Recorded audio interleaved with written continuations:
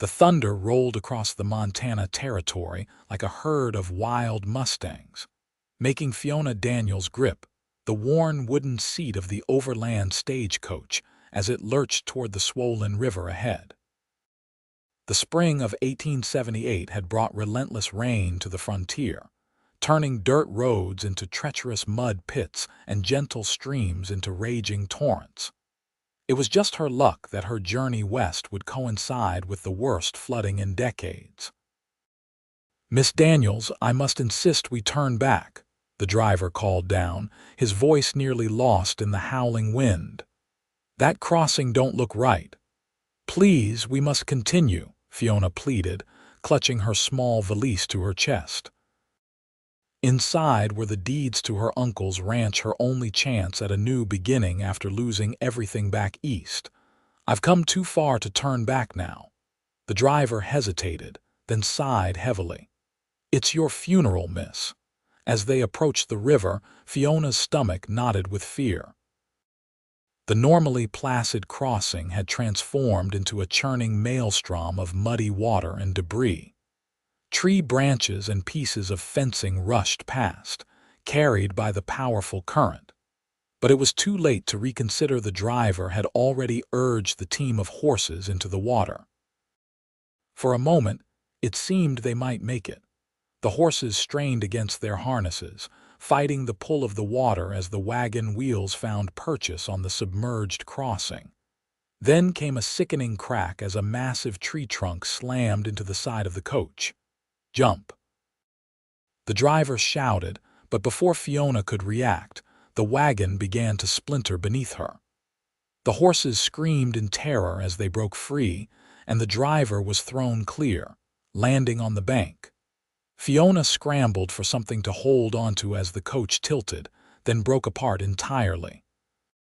The icy water hit her like a physical blow, stealing her breath and dragging her under. She fought against the current, her heavy skirts pulling her down. Just as her lungs began to burn, a strong hand gripped her wrist. Breaking the surface, she gasped for air, blinking water from her eyes to find herself staring into the most startling blue eyes she'd ever seen. "I've got you, madam," the stranger said, his voice steady despite the chaos around them. "Don't let go." The cowboy's grip was iron as he pulled her through the water, fighting the current with powerful strokes. Fiona clung to him, her fingers digging into the rough fabric of his shirt. As they neared the bank, another surge of water threatened to tear them apart. "Hold on," he shouted, tightening his grip on her hand. "I won't let go." And he didn't. Somehow, through sheer determination, he dragged her from the river's grasp and onto solid ground. They collapsed together on the muddy bank, both gasping for breath. Thank you," Fiona stammered through chattering teeth. The cowboy pushed himself to his knees, water streaming from his sodden clothes. He removed his hat, wringing water from the brim before placing it back on his head. His face was weathered but handsome, with a strong jaw shadowed with stubble. "Mason Thornton, madam," he said, offering her his hand once more. "Let's get you somewhere warm before you catch your death." Fiona took his hand, noticing how he moved with the easy grace of a man accustomed to hard work. "Fiona Daniels, I'm afraid I've lost everything in that river." Mason's eyes scanned the water, now carrying pieces of the broken coach downstream. "Not everything, Miss Daniels," he said quietly. "You're still breathing, and that's something worth holding on to." As they made their way up the bank, Fiona realized with a start that he was still holding her hand, and stranger still, she had no desire for him to let go. The rain had finally slowed to a gentle patter by the time they reached Mason's horse, a sturdy palomino that stood patiently beneath a cluster of pine trees. The animal nickered softly as they approached. "This is Sonny," Mason said, patting the horse's neck. "He's steady in a crisis, unlike most of the stock around these parts." Fiona approached the animal cautiously. Growing up in Boston, her experience with horses was limited to the occasional carriage ride through the city park. "Hello, Sonny," she said softly, reaching out a trembling hand. Mason watched her with a hint of amusement. He won't bite, unlike some of the locals. He helped her mount, then swung up behind her. The warmth of his chest against her back was both comforting and disconcerting. Fiona stiffened slightly, acutely aware of the impropriety of their situation. "I apologize for the close quarters, Miss Daniels," Mason said, his breath warm against her ear. "But we need to get you to shelter before nightfall. My cabin's not far." As they rode, Fiona tried to process the events of the day. Just that morning, she had been full of hope, journeying to claim her inheritance, her uncle's ranch near Silver Creek. Now, her documents were likely scattered across half the territory, and she was placing her trust in a stranger. "You're not from around here," Mason observed as they made their way through a stand of aspen trees, their leaves shimmering silver despite the gloom of the stormy day. "Is it that obvious?" Fiona asked, attempting a smile despite her discomfort. "Your boots gave you away." "Too fine for these parts." There was no judgment in his voice, only a matter-of-fact observation. Fiona glanced down at her once elegant boots, now mud-caked and ruined. "I'm from Boston. My uncle, Henry Daniels, owned a ranch near Silver Creek. He passed away last winter and I've inherited his property." Mason was quiet for a long moment. "Henry Daniels," he finally said. "Good man, fair to his workers, kept to himself mostly." "You knew him?" Fiona turned slightly, trying to read Mason's expression. "Everyone knew everyone in these parts, at least by reputation. Your uncle had a decent spread. The Bar D, if I recall correctly." "Yes, that's right." Fiona felt a spark of hope. "Do you think it's still there? I mean, intact? I've heard stories of claim jumpers and squatters." Mason guided Sonny around a fallen tree before answering. "Can't say for certain. Been some trouble in the territory lately. Cattle rustling, land grabs. But the Bar D is good land.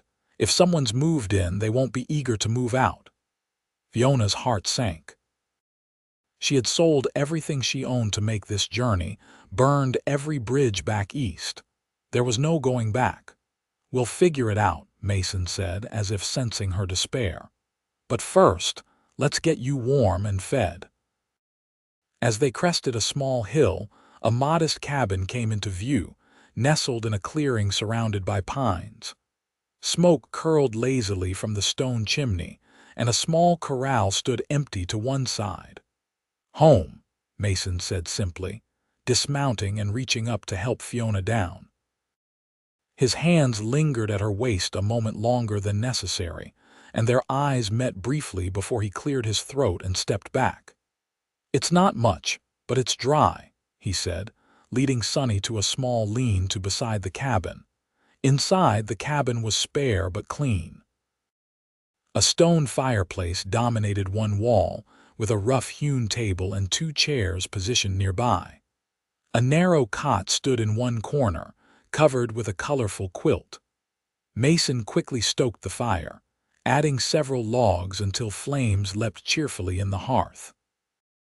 "You should get out of those wet clothes," he said, moving to a trunk at the foot of the cot. "I don't have much that would fit you, but this might do for now." He handed her a faded flannel shirt and a pair of worn trousers. "I'll tend to Sonny while you change. There's a screen in the corner you can use for privacy." After he left, Fiona peeled off her sodden clothing with difficulty. Her fingers were still numb from the cold, and the buttons of her dress resisted her efforts. Eventually, she managed to change into the offered garments, rolling up the sleeves and pant legs to accommodate her smaller frame. The clothes smelled of pine and leather, and something indefinably masculine. When Mason returned, he paused in the doorway, his expression unreadable as he took in the sight of her in his clothes. Fiona felt her cheeks warm under his gaze.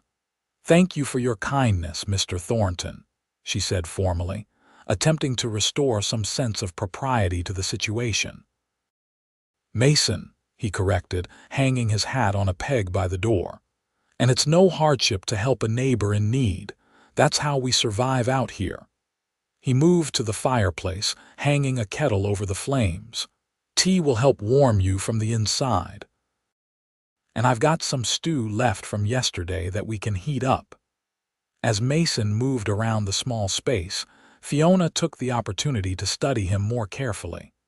He was tall, with broad shoulders that spoke of years of physical labor. His hair was the dark brown of rich soil, with a few strands of silver at the temples that belied his otherwise youthful appearance. She guessed him to be in his early 30s, perhaps 7 or 8 years her senior. "How long have you lived here?" she asked, trying to distract herself from her increasingly inappropriate thoughts. Mason shrugged.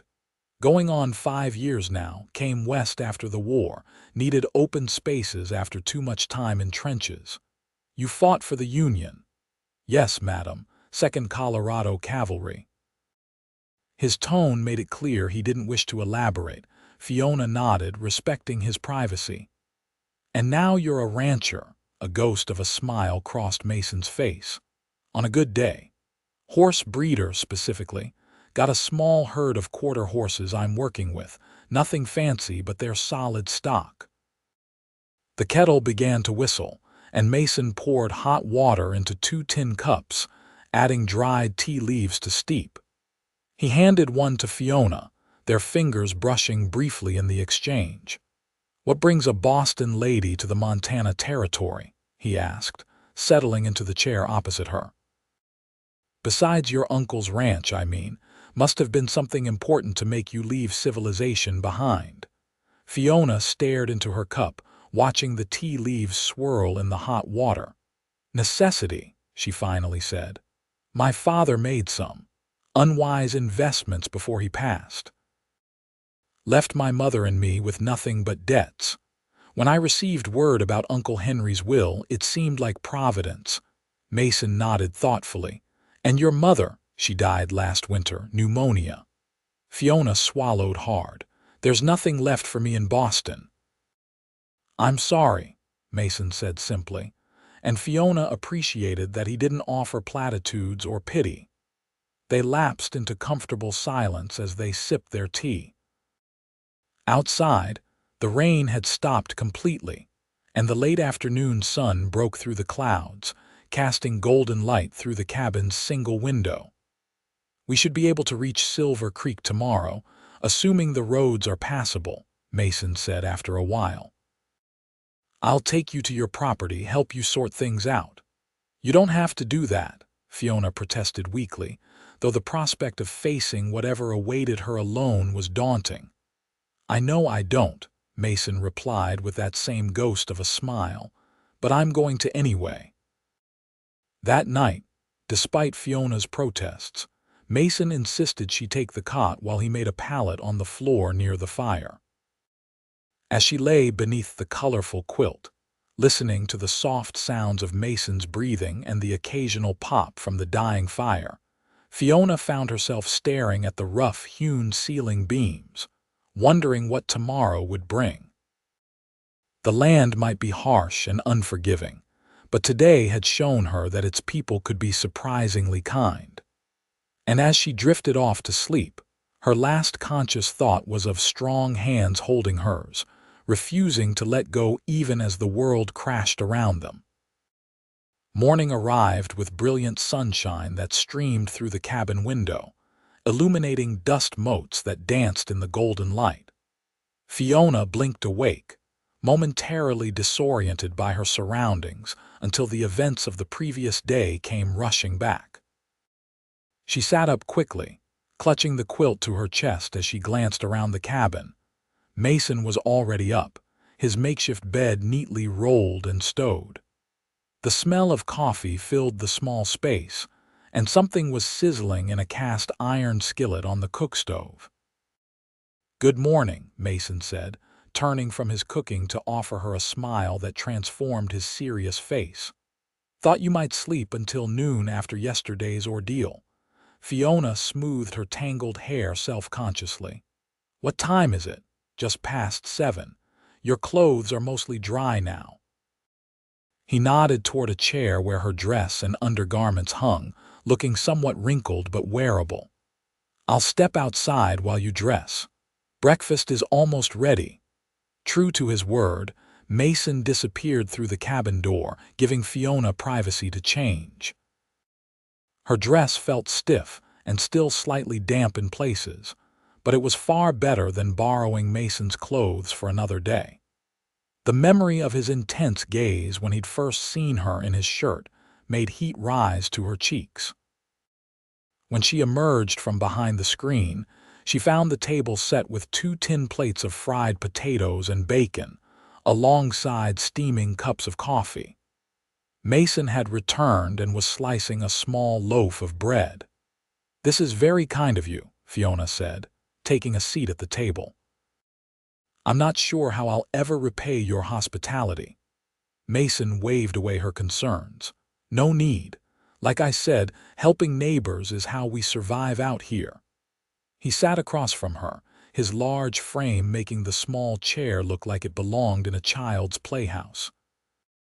"Once we get you settled at your uncle's place, you can pass along the favor to someone else in need." They ate in companionable silence for a few minutes, Fiona surprised by her own hearty appetite after the previous day's events. "What was your plan?" Mason asked eventually. "For the ranch, I mean." Fiona set down her fork, considering the question. "To be honest, I'm not entirely sure. I know very little about ranching.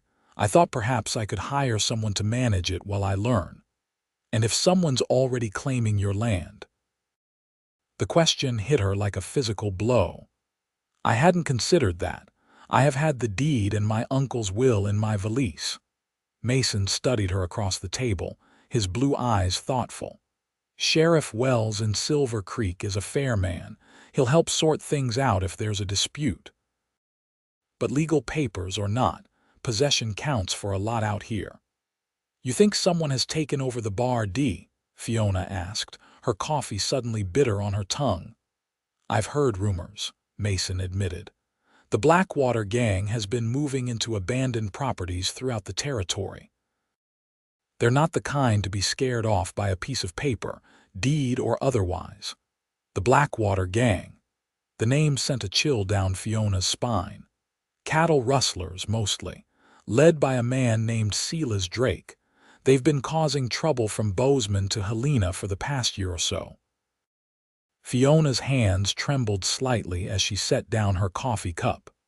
"What am I to do if they've taken over my uncle's ranch?" Mason's expression hardened. "We'll cross that bridge when we come to it.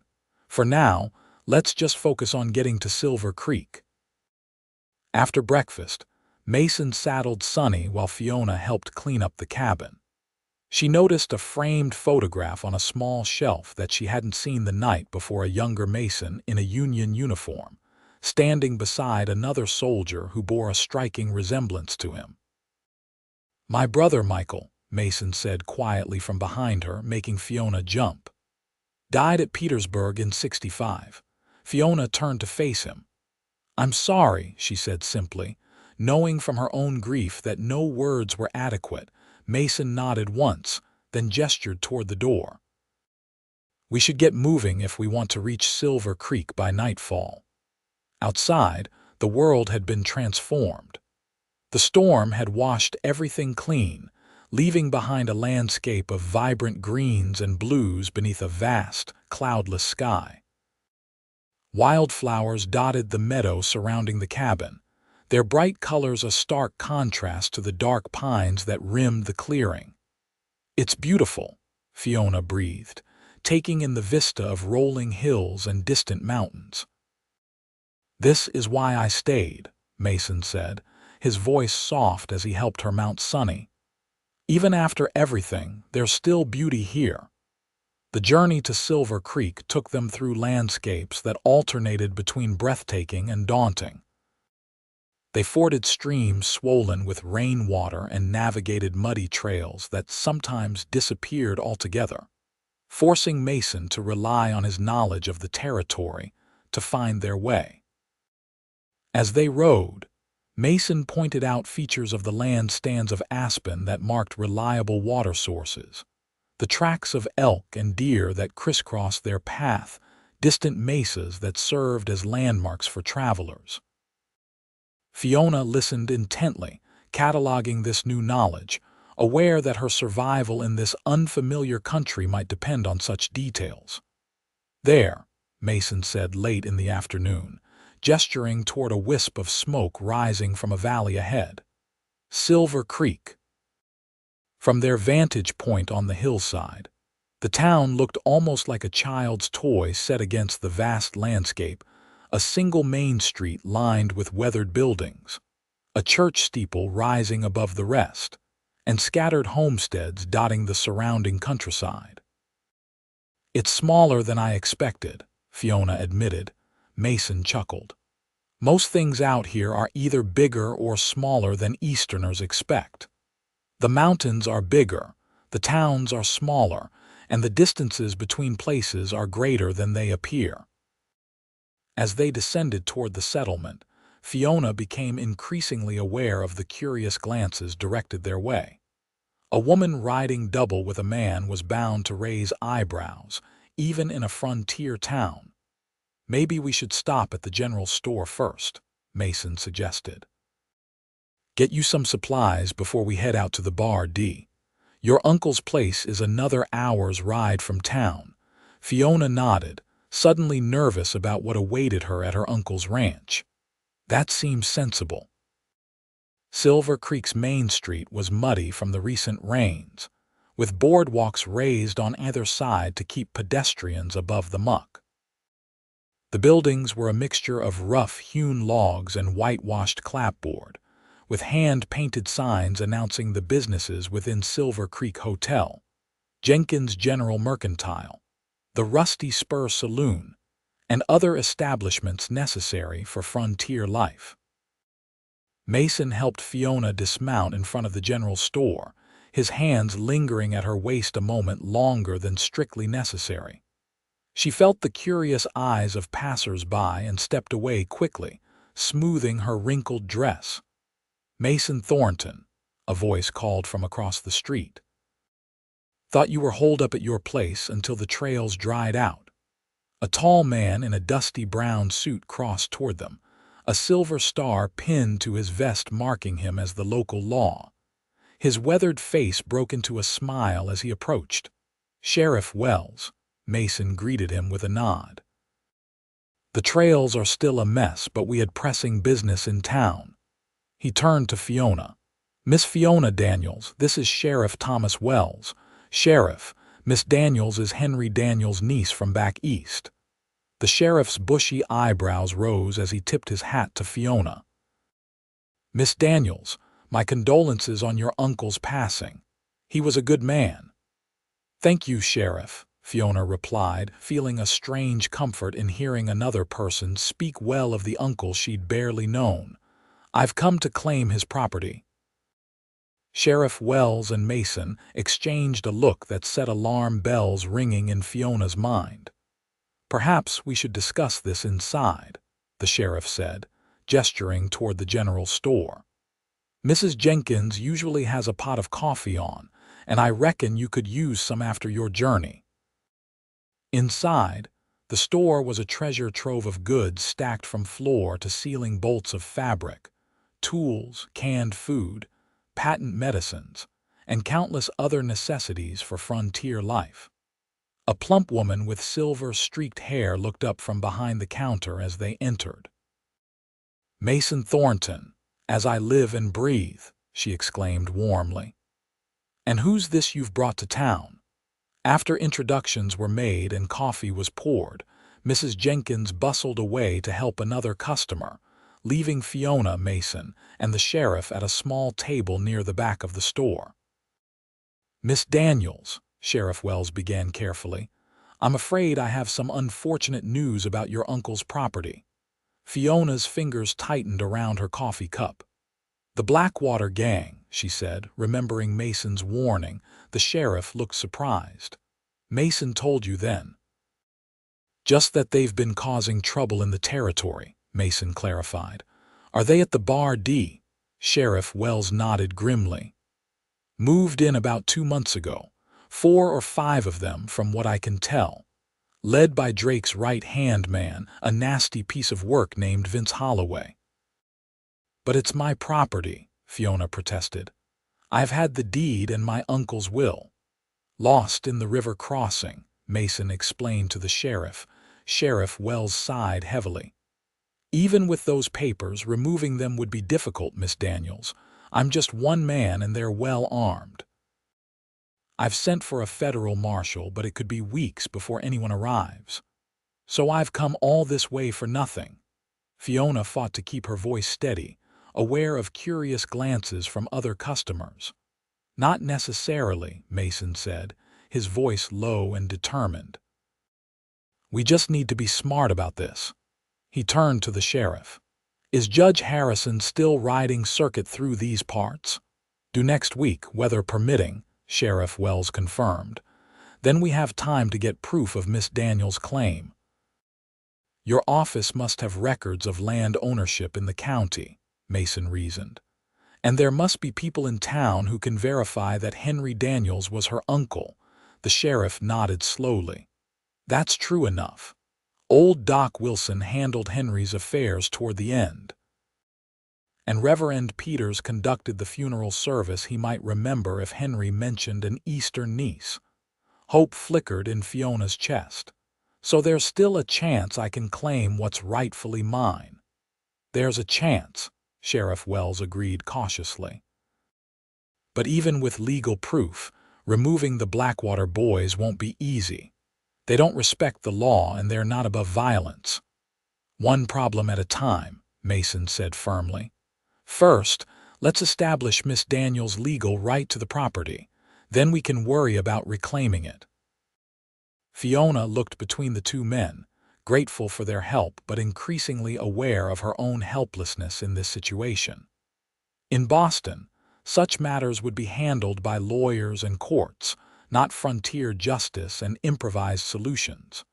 Where will Miss Daniels stay in the meantime? Sheriff Wells asked. "The hotel is decent enough, but a woman alone would be the subject of gossip," Fiona finished for him. "I understand." "Mrs. Jenkins has a spare room above the store," the sheriff suggested. "She occasionally takes in boarders." "I can pay for lodging," Fiona said quickly, reaching for the small purse tied at her waist only to remember that it, too, had been lost in the river. Her face fell. "That is, I could have if—" "I'll cover your expenses," Mason said without hesitation, "until we sort this out." "I couldn't possibly—" "You can and you will," Mason interrupted firmly. "Consider it a loan if your pride won't allow charity." The sheriff cleared his throat. "That's settled then. I'll speak with Mrs. Jenkins and check my land records." "Mason, perhaps you could take Miss Daniels to see Doc Wilson this afternoon." As Sheriff Wells stood to leave, Fiona felt overwhelmed by the sudden kindness of these strangers. "Thank you, Sheriff. I'm deeply grateful for your assistance." The sheriff tipped his hat. "Just doing my job, madam. And I owed Henry Daniels a few favors. This seems a fitting way to repay them." After he left, Fiona turned to Mason, who was watching her with an unreadable expression. "You don't have to do all this," she said softly. "You've already done more than enough by bringing me safely to town." Mason's blue eyes held her steadily. "I'm not in the habit of leaving jobs half-finished, Miss Daniels. Besides," he added with the hint of a smile, "I've got my own reasons for wanting to see the Blackwater Gang driven out of this territory." "What reasons?" Fiona asked, intrigued by this glimpse beneath his reserved exterior. Mason's expression darkened. "They rustled half my breeding stock last fall, killed my foreman when he tried to stop them." His hand tightened around his coffee cup. "The law hasn't been able to touch them, but maybe this is our chance to finally see some justice done." Fiona realized then that Mason's help wasn't entirely altruistic. He had his own score to settle. Strangely, the knowledge made her feel better. She didn't want to be just another burden on this man's shoulders. "Then it seems we can help each other, Mr. Thornton," she said, extending her hand across the table. "Partners in this venture." Mason looked surprised, then amused, as he took her small hand in his calloused one. "Partners," he agreed, the word somehow carrying more weight than its simple meaning suggested.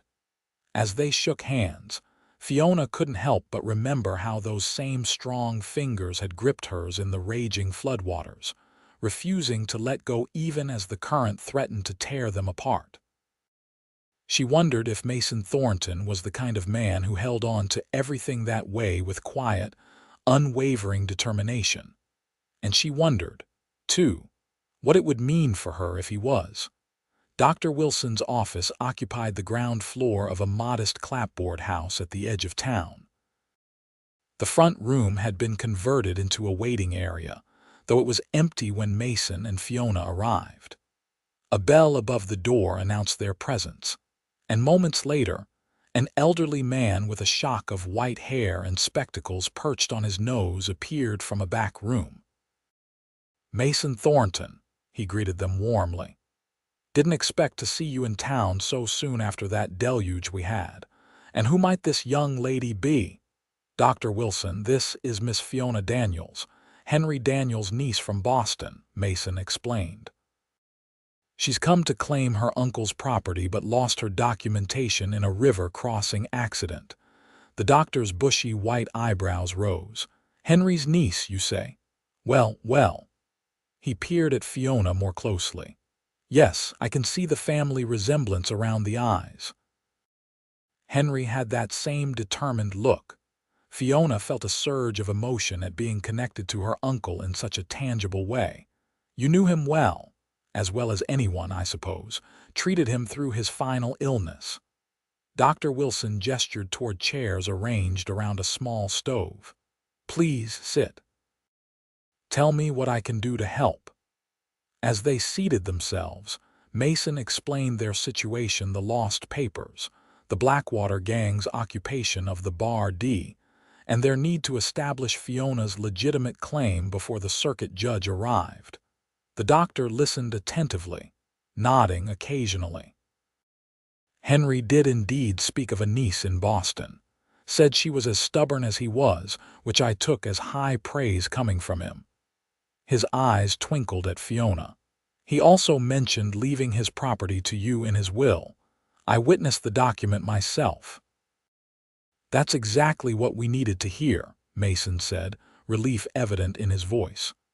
"Would you be willing to testify to that effect when Judge Harrison arrives?" Of course. "And I believe I have something that might help, Doctor." Wilson rose and disappeared into another room, returning moments later with a leather-bound ledger. "Henry left some personal effects with me for safekeeping. Asked me to send them east if anything happened to him, but with the weather and the trouble with the mail coach, I haven't had the opportunity." He thumbed through the ledger until he found what he was looking for, then carefully extracted a folded letter. "This came from Boston last summer. Henry showed it to me, a letter from his sister, your mother, I presume." He was quite moved by it. Fiona took the letter with trembling hands, recognizing her mother's elegant handwriting immediately. "Yes, that's Mother's hand," she whispered, overcome with emotion at this unexpected connection to her past. "There's more," Dr. Wilson said, disappearing again. This time he returned with a small wooden box. "Family heirlooms," Henry said. "He was most particular that they should go to you." The box was crafted of dark, polished wood with a simple brass latch. Inside, nestled on faded velvet, lay a woman's gold locket and a man's pocket watch. "These belonged to your grandparents," Dr. Wilson explained. "Henry kept them all these years, even though he had little use for sentimental things." Fiona carefully lifted the locket, pressing the tiny catch to open it. Inside were miniature portraits of a stern-looking man and a woman with kind eyes, her grandparents, whom she'd never known. The family resemblance was unmistakable, this is. Fiona struggled to find words adequate to express her gratitude. "Thank you, Dr. Wilson. These mean more than I can say." "They're rightfully yours," the doctor said simply, "as is the Bar D. And I'll make sure Judge Harrison understands that when he arrives." As they left the doctor's office, Fiona clutched the wooden box to her chest, feeling as though she'd recovered a piece of herself that she hadn't even known was missing. The afternoon sun was slanting toward the western mountains, bathing Silver Creek in golden light. "That went better than I hoped," Mason said as they walked back toward the general store. "With Dr. Wilson's testimony and your mother's letter, your claim should be solid." "But that still leaves the problem of the Blackwater Gang," Fiona pointed out. "Even with legal proof, how do we reclaim the property?" Mason's expression grew serious. "One step at a time. First, let's get you settled at Mrs. Jenkins' place. Then we can figure out our next move." At the general store, they found Mrs. Jenkins happy to rent Fiona her spare room, especially after Mason paid a week's lodging in advance, despite Fiona's protests. The room was small but clean, with a narrow bed, a washstand, and a window overlooking the main street. "It's perfect," Fiona assured Mrs. Jenkins, "and I'm very grateful for your hospitality." "Think nothing of it, dear," the older woman said kindly. "Any niece of Henry Daniels is welcome here. He was a good customer and a better friend." After Mrs. Jenkins left them, Mason lingered awkwardly in the doorway. "I should see to Sonny and find my own lodgings for the night," he said. "Will you be all right here?" Fiona nodded, suddenly reluctant to see him go. "Yes, of course. You've done more than enough already." Mason seemed about to say something more, then thought better of it. "I'll come by in the morning. We can visit the sheriff's office, see what records he's found." "Mason," Fiona called as he turned to leave. "Thank you, not just for the rescue, but for everything after. I don't know what I would have done without your help." Something flickered in his eyes, a warmth that made Fiona's heart beat faster. "Get some rest, Miss Daniels. Tomorrow we start making plans to reclaim your inheritance." After he left, Fiona sat on the edge of the bed, opening the wooden box to look at the family heirlooms once more. The locket and pocket watch were tangible links to a family history she'd known little about. Her mother had rarely spoken of her Western brother, the black sheep, who had abandoned Boston society for the untamed frontier. Now, surrounded by strangers who spoke of her uncle with respect and affection, Fiona wondered if she might find something here that had been missing from her life in Boston, a sense of belonging, of community, of purpose. She opened her mother's letter, reading the familiar handwriting with new eyes. "My dear Henry, I hope this letter finds you well. It has been too long since we last corresponded, a failure for which I bear much responsibility. Pride is a formidable barrier, and I regret allowing it to stand between us for so many years. Father's passing has led me to reflect on life's brevity and the folly of nursing old grievances. You were right to follow your heart west, though it broke Mother's heart at the time. I see now that you chose the life that would bring you fulfillment, while I chose the security of the familiar. My daughter, Fiona, reminds me so much of you, headstrong, principled, unwilling to compromise on matters of importance. She has your same restless spirit, though circumstances have kept her tethered to Boston thus far. Should anything happen to me, I would be comforted to know that Fiona might find in you the guidance and support I have sometimes failed to provide. The world is changing rapidly, and I fear the life I've known, the life I've prepared her for, may soon vanish like morning mist. Please write when you can. Even after all these years, You remain my beloved brother. Your sister. Alina, tears welled in Fiona's eyes as she carefully refolded the letter. Her mother had seen something in her that Fiona herself had only dimly recognized, a yearning for something more than the constrained life of a Boston lady. Perhaps coming west wasn't merely a matter of financial necessity. Perhaps it was also an opportunity to discover the person she was meant to be. With that thought warming her heart, Fiona prepared for bed, the events of the past 2 days catching up with her in a wave of exhaustion. As she drifted towards sleep, her mind replayed the moment when Mason's hand had closed around hers in the flood, strong, certain, unwavering. In a world where everything familiar had been swept away, that single point of contact had anchored her. And though she scarcely knew him, Fiona found herself hoping that Mason Thornton might continue to be her anchor in the days to come. Morning brought clear skies and the bustling sounds of Silver Creek coming to life. Fiona dressed in her now clean but still badly wrinkled dress, making a mental note to purchase some fabric and patterns at the earliest opportunity. If she was going to build a new life here, she would need appropriate clothing. Mrs. Jenkins provided a hearty breakfast of eggs, biscuits, and coffee, chatting amiably about town gossip and offering practical advice about frontier living. Fiona listened attentively, aware of how much she had to learn about this new world. Mason Thornton's a good man, Mrs. Jenkins remarked casually as she refilled Fiona's coffee cup. Keeps to himself mostly, but always ready to help a neighbor. Lost his wife and child some years back before he came west. His wife and child, Fiona echoed, surprised by this revelation. Mrs. Jenkins nodded. Influenza, I believe. He doesn't speak of it, but Dr. Wilson mentioned it once. Said Mason came west to outrun his ghosts. She patted Fiona's hand. Just thought you should know, dear. Everyone out here has a past they're running from or a future they're running toward, sometimes both. Before Fiona could respond to this insight, the bell above the store's door jingled, announcing Mason's arrival. He looked different today, freshly shaved, his dark hair damp from washing, wearing a clean shirt beneath his well-worn leather vest. Their eyes met across the room, and something unspoken passed between them. Good morning, he said, approaching their table. I hope you slept well. Very well, thank you, Fiona replied, suddenly conscious of her disheveled appearance compared to his neat one.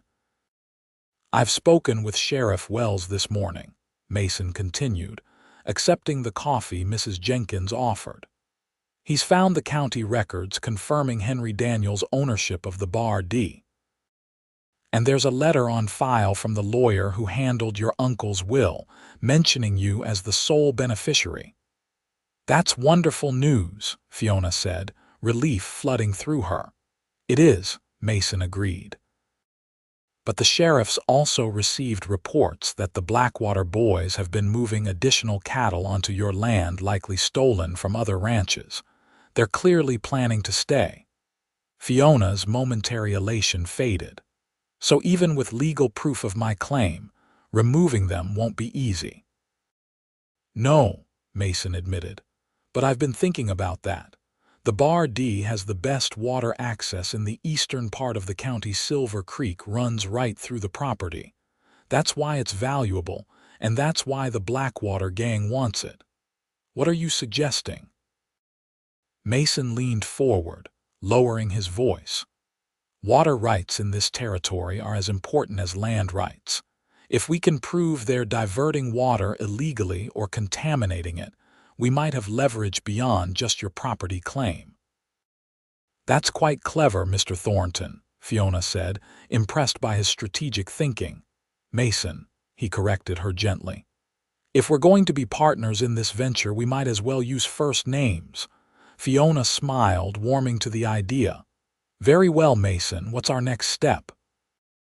I'd like to ride out to the Bar D today, not to confront anyone, just to observe, see what we're up against. "I'll come with you," Fiona said immediately. Mason shook his head. "Too risky. These men won't hesitate to harm a woman if she gets in their way."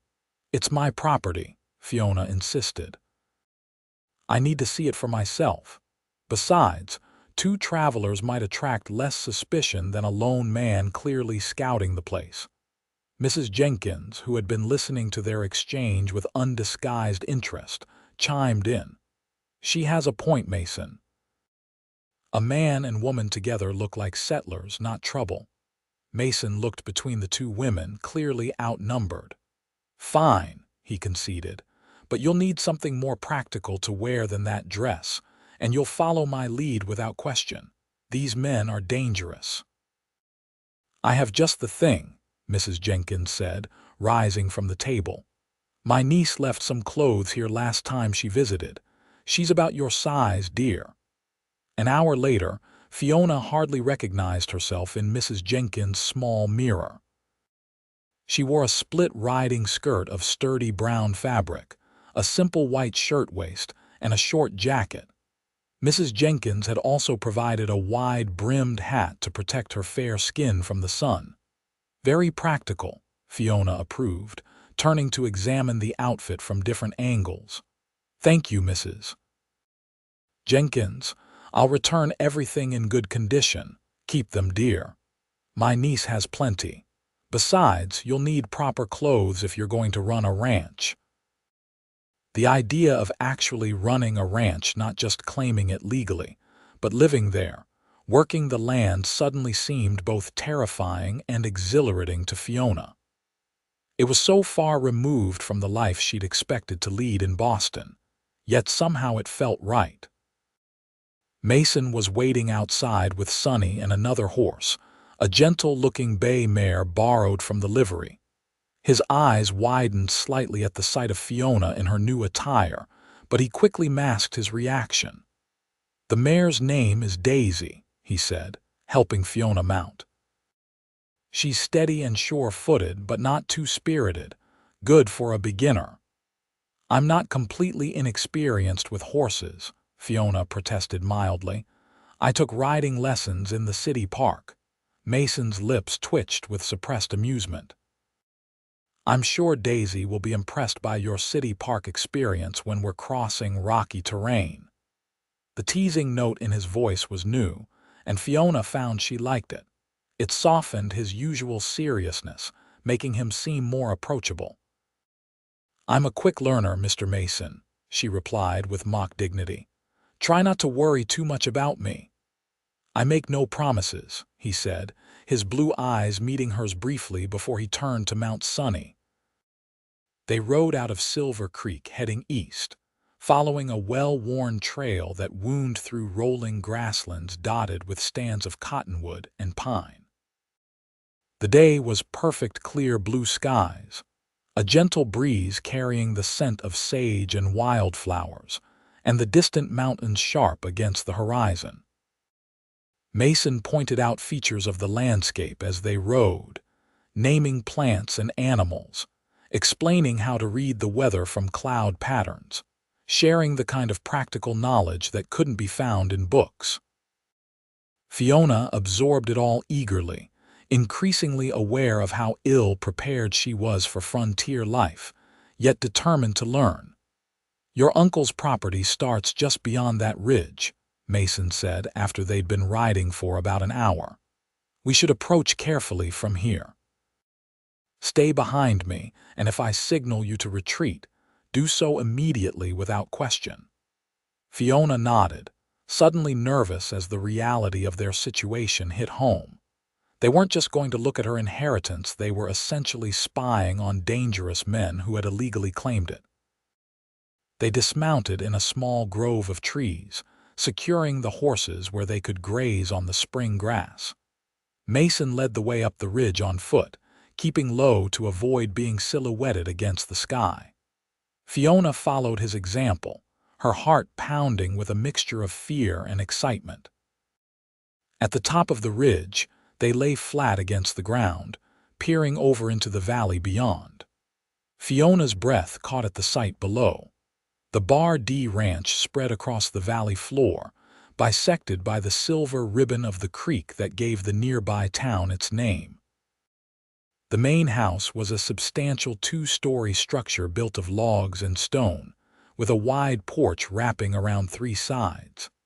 Several outbuildings, a barn, bunkhouse, smokehouse, and what appeared to be a smithy clustered nearby. Corrals and fenced pastures extended outward, some containing horses, others filled with cattle. "It's beautiful," Fiona whispered. "It is," Mason agreed. "Your uncle built something special here. Good water, good grass, natural shelter for the stock." His eyes narrowed as he scanned the property. "4 men that I can see. 2 by the barn, 1 on the porch, another working with the horses. Armed, all of them." Fiona studied the scene more carefully, taking note of the men Mason had pointed out. They had the hard, watchful look of predators, even at this distance. A shiver ran down her spine. "Is that smoke coming from behind the barn?" she asked, noticing a thin gray column rising into the air. Mason frowned.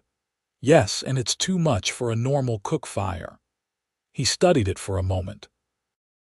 "They're probably burning your uncle's personal belongings, anything that might establish his claim to the property or yours." The thought of her uncle's possessions, perhaps letters, photographs, journals being destroyed filled Fiona with a sickening combination of grief and anger. "We have to stop them," she said, half rising before Mason's hand on her arm pulled her back down. "Not like this," he said firmly. "We're outnumbered and outgunned. This is reconnaissance only, remember." Fiona subsided reluctantly. "What else do you see?" Mason continued his assessment of the property. Pointing out details, Fiona might have missed the poor condition of some of the fences, suggesting neglect. The brand on the cattle, which didn't match the Bar D mark he remembered from Henry's herd. The extra horses in the corral, more than would be needed for 4 men. "They're using it as a base for their operations," he concluded. "Probably driving stolen cattle through here, changing the brands, then moving them on to buyers who don't ask questions. And the water issue you mentioned," Mason pointed to a spot downstream from the main buildings. "They've built some kind of dam or diversion there. See how the creek narrows. That would affect every rancher downstream who depends on that water, especially in the dry season." They observed for another hour, noting the comings and goings of the men, the layout of the buildings, potential approaches and vulnerabilities. Finally, Mason signaled it was time to leave, and they retreated carefully back to where they'd left the horses. "What do you think?" Fiona asked as they mounted up. "Is there any way to reclaim the property without bloodshed?" Mason was quiet for a long moment, considering. "Maybe. These men respect force, but they're also pragmatic. If the risk becomes greater than the reward, they might move on." He glanced at her. "But first, we need to establish your legal claim beyond any doubt. Then we'll need support, not just the sheriff, but other ranchers affected by the water diversion." "A united front," Fiona mused, thinking of the community strategy her father had often employed in his business dealings. "Make it clear that it's not just one woman they're fighting, but the entire community." Mason looked at her with new respect. "Exactly, and we need to move quickly before they become too entrenched." As they rode back towards Silver Creek, Fiona found herself studying Mason's profile against the afternoon sky. There was more to this quiet horseman than she had initially realized: intelligence, strategic thinking, and a depth of character that intrigued her. Mrs. Jenkins' revelation about his past losses added another dimension to her understanding of him. "Why are you helping me?" she asked suddenly. "I know you mentioned they stole some of your horses, but this goes beyond that. You've put yourself at considerable risk for a stranger." Mason was silent for so long that Fiona thought he might not answer. When he finally spoke, his voice was low and measured. After I lost my wife and daughter, I came west because I couldn't bear to be around anything that reminded me of them. I was angry. At God, at the world, at myself for not being able to save them. He kept his eyes fixed on the horizon as he continued. Your Uncle Henry found me in a bad way in Bozeman. I was drunk most days, looking for fights, hoping someone would put me out of my misery. Fiona remained silent, sensing the importance of allowing him to tell his story at his own pace. Henry offered me a job breaking horses on the Bar D. Said he didn't care about my past, only whether I could sit a horse and keep my word. A ghost of a smile touched Mason's lips. He was a hard man in many ways, but fair, gave me purpose when I had none. When I'd saved enough, he helped me find my own place, sold me some of his breeding stock to get started. So you're repaying a debt, Fiona said softly. Mason finally looked at her, his blue eyes intense. Not just that. Henry believed in second chances. He gave me one when I didn't deserve it. I figure the least I can do is make sure his wishes for his property are honored. He paused. And maybe help his niece find her own second chance out here. The sincerity in his voice touched something deep within Fiona. This wasn't just about property or justice, it was about honoring connections, about recognizing that sometimes the most meaningful debts couldn't be measured in dollars and cents. Thank you for telling me, she said simply, and for helping me honor my uncle's legacy. Mason nodded once, seeming relieved that she understood. They rode the rest of the way to Silver Creek in companionable silence, each lost in their own thoughts about the past and the uncertain future that lay ahead.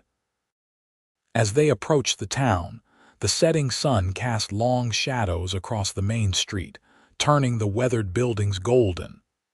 It was a beautiful sight, Fiona realized, not despite its roughness and simplicity, but because of it.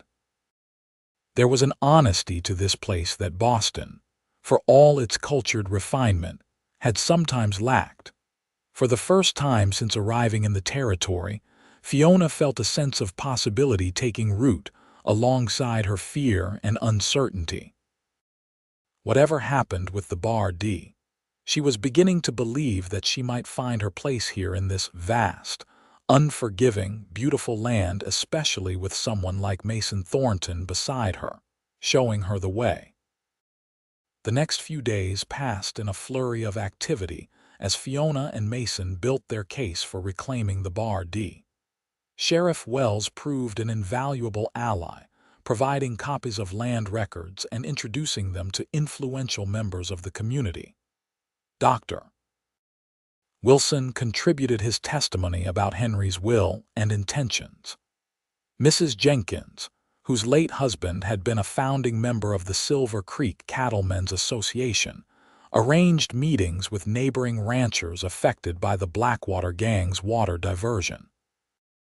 Fiona threw herself into these preparations with energy and determination that surprised even herself. Growing up in Boston society, she had been taught that a lady's role was primarily decorative and domestic, to maintain a pleasant home, entertain graciously, and support her husband's endeavors.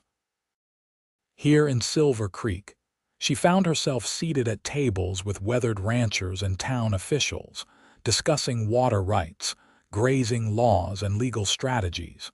To her surprise, these men listened to her. Her education and quick mind, qualities that had been largely ornamental in Boston drawing rooms, proved genuinely useful here. When she spoke articulately about riparian rights based on knowledge gleaned from her father's law books, the ranchers nodded with respect. When she organized their testimonies and evidence in a logical sequence for presentation to the circuit judge, Sheriff Wells commented that she would have made a fine lawyer. Throughout it all, Mason was a steady presence at her side, offering practical insights, translating frontier terminology she didn't understand, and lending her the weight of his reputation among the local ranchers. Their partnership deepened with each passing day, evolving from necessity into something more genuine, a friendship built on mutual respect and shared purpose. "You're not what I expected," Mason admitted one evening as they reviewed their notes at a table in the hotel dining room. The circuit judge was due to arrive the next day, and they were making final preparations for their case. "Oh, and what did you expect?" Fiona asked, looking up from the document she was reading. Mason's lips curved in a slight smile. "A delicate Eastern flower who would wilt at the first sign of hardship." "And instead you got a stubborn weed," Fiona replied with a laugh. "A wildflower," Mason corrected her, his blue eyes warm. "Tougher than it looks and right at home in this landscape." The compliment brought a flush to Fiona's cheeks. Over the past days, she had become increasingly aware of Mason not just as an ally, but as a man, the strength in his hands as he helped her mount Daisy, whom she was now riding with growing confidence. The rare but transformative nature of his smile, the quiet competence with which he moved through the world. "What about you?" she asked, deflecting attention from her reaction. "Are you what people expect a cowboy to be?" "Probably not," Mason acknowledged. "Most cowboys don't quote Shakespeare or play the violin." Fiona's eyebrows rose in surprise. "You play the violin?" A hint of color touched Mason's tan cheeks. "Used to, haven't picked one up in years. And Shakespeare, my mother was a school teacher before she married, had all his works memorized or near enough. Some of it stuck with me." He shrugged, seemingly embarrassed by the admission. "The unexpected depths of Mason Thornton," Fiona mused, enjoying his discomfort. "Any other hidden talents I should know about?" "None worth mentioning," he replied, turning his attention back to the papers before them. "Let's focus on the task at hand. Judge Harrison is known for being thorough but impatient. We need to present our case clearly and concisely." The change of subject was obvious, but Fiona allowed it, returning to their work with renewed focus. Still, the brief glimpse beneath Mason's reserved exterior lingered in her mind, adding another layer to her growing understanding of this complex man. Judge Ezekiel Harrison arrived in Silver Creek the next afternoon, a formidable figure with steel-gray hair and penetrating eyes that seemed to miss nothing. He set up court in the town hall, announcing he would hear civil cases that day and criminal matters the following morning. Fiona had dressed carefully in her best attire, the riding skirt Mrs. Jenkins had given her. Paired with a shirtwaist she'd spent the previous evening altering to fit her more properly. She'd pinned her hair in a simple but neat style, aiming for a balance between frontier practicality and Eastern respectability. Mason, too, had made an effort, wearing a clean white shirt with a string tie and his least worn pair of trousers. His dark hair was neatly combed, though a rebellious lock kept falling across his forehead in a way Fiona found inexplicably charming. Their case was the third to be heard, following a property line dispute and a disagreement over a horse sale. Fiona sat beside Mason at the plaintiff's table, hands clasped tightly in her lap to hide their trembling. Everything depended on this moment: her future, her independence, her ability to honor her uncle's legacy. Daniels v.s. Holloway and Associates, Judge Harrison announced, peering at them over his spectacles. "I understand this is a matter of disputed property ownership." Sheriff Wells, acting as both law enforcement and court officer, stepped forward. "That's correct, Your Honor. Miss Fiona Daniels is the legal heir to the Bar D Ranch, property of the late Henry Daniels. The defendants, Vince Holloway and Associates, have occupied the property without legal right or permission." "And where are the defendants?" the judge inquired, looking around the courtroom. "They were served notice, Your Honor, but have chosen not to appear," Sheriff Wells replied. Judge Harrison frowned. Proceed with your case, Miss Daniels. Be aware that any judgment may need to be enforced separately. Fiona rose, steadied by Mason's reassuring nod. Your Honor, my Uncle Henry Daniels established the Bar D Ranch in 1860. He lived and worked there until his death this past winter. Her voice grew stronger as she continued, presenting the evidence they had so carefully compiled the county land records. Dr.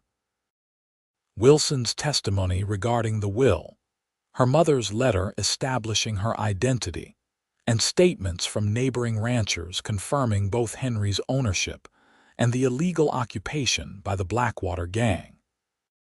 The judge listened attentively, occasionally asking clarifying questions that Fiona answered with growing confidence. When she concluded her presentation, Judge Harrison turned to Mason. Mr. Thornton, you have additional testimony. Mason stood, his presence solid and reassuring beside her. Yes, Your Honor. I'd like to address the water rights issue. The occupiers have constructed an illegal dam on Silver Creek, which runs through the Bar D property. This has affected water flow to downstream ranches, causing hardship to multiple families in the area. One by one, the neighboring ranchers testified to the impact of the water diversion on their livelihoods. Judge Harrison listened to each, making careful notes, his expression becoming increasingly grave. When all testimony had been presented, the judge removed his spectacles and pinched the bridge of his nose, clearly deep in thought. The courtroom was silent, tension thick in the air as everyone awaited his decision. The law is clear in this matter, Judge Harrison finally pronounced. Based on the evidence presented, I find that Miss Fiona Daniels is the rightful owner of the property known as the Bar D Ranch. I hereby order Vince Holloway and all associates to vacate said property within 48 hours, removing only personal belongings that can be proven to be their own. Furthermore, I order the immediate dismantling of any structures interfering with the natural flow of Silver Creek. Relief flooded through Fiona, so intense that for a moment she felt lightheaded. She had done it, reclaimed her uncle's legacy, secured her future, proven herself capable in this new world. Sheriff Wells, the judge continued, you are authorized to enforce this order. Given the nature of the defendants, I suggest you deputize appropriate assistance. Thank you, Your Honor, Fiona said fervently. Justice has been served today. Judge Harrison's stern face softened slightly. Justice is only served when orders are carried out, young lady. You still face the challenge of reclaiming your property from men who have demonstrated a disregard for the law. His gaze shifted to Mason. I trust you won't allow Miss Daniels to face that challenge alone, Mr. Thornton. No, sir, Mason replied firmly. She won't be alone. Outside the courthouse, the spring sunshine seemed brighter somehow, the air fresher, the future full of possibility. Fiona could hardly contain her excitement as they joined Sheriff Wells on the boardwalk. We did it, she said, beaming at Mason and the sheriff. I can hardly believe it. The hard part's still ahead, Sheriff Wells cautioned. Holloway and his boys won't take this lying down. No, Mason agreed, his expression serious. But now we have the law on our side and, more importantly, the community. He looked around at the ranchers who had testified on their behalf, men who were now gathering in small groups, discussing the judge's ruling. I'll start organizing a posse, Sheriff Wells said. Men who can ride out with us the day after tomorrow to enforce the judge's order.